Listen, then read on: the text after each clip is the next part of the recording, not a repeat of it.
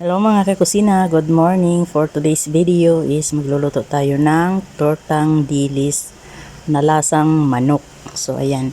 Meron tayong dilis, fresh na fresh yan mga kakusina. So nilagyan ko lang siya ng asin, bawang at saka paminta. Tapos lagyan din natin siya ng 2 itlog. Matagal-tagal din akong hindi nakapag-upload sa aking page mga kakusina, pati na rin sa YouTube ko. Kasi sobrang busy talaga pag nandito tayo sa Pinas. Grabe. Lahat ating trabaho. Kaya pagpasensyaan nyo na. So ayan, halo-haloin natin after natin malagyan ng itlog. So mikos-mikos lang yan. Ang sarap nito mga kakusina dahil sariwang-sariwa ang ating dilis. Ayan. At yan, after natin mamikos-mikos, lagyan na natin siya ng crispy fry. So, yan lang ang ating ingredients mga kakusina. Hindi na natin siya lagyan ng harina. Crispy fry lang ay sapat na. So, after natin yan mahalo, syempre, ipiprito na natin. Buti na lang libre yung dilis namin mga kakusina. Binigay lang. Ayan, dahil kung pipilhin mo yan, nako, ang mahal, sobra. Grabe ang mahal ng isda dito. Mapapawaw ka na lang talaga sa mahal.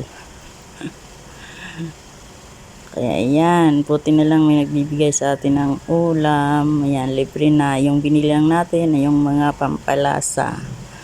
So at ayan na, mag-umpisa na tayo mag-prito. Ayan, lagay na natin yung isang kutsara lang at saka manipis lang ang ating paglagay mga kusina para mabilis siyang maluto. Ayan.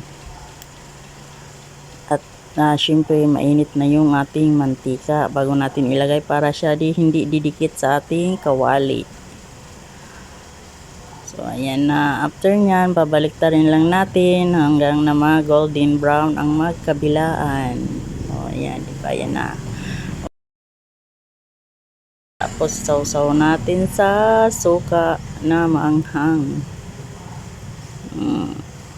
May dumaan na tricycle kaya pagpasensya nyo na, ang ingay talaga kaya hindi ako makapag video dito kasi ang ingay sobra kahit na mag voice over ka. So ayan na siya mga kakusina, malapit na siyang maluto at ayan na nga, luto na. So tikiman time na. Ayan na yung ating sausawan, ang sarap. Kahit papakin lang, grabe, sobrang sarap. Ayan. So at ayan lang mga kakusina for today's video. Thank you so much for watching and see you on my next video. Bye.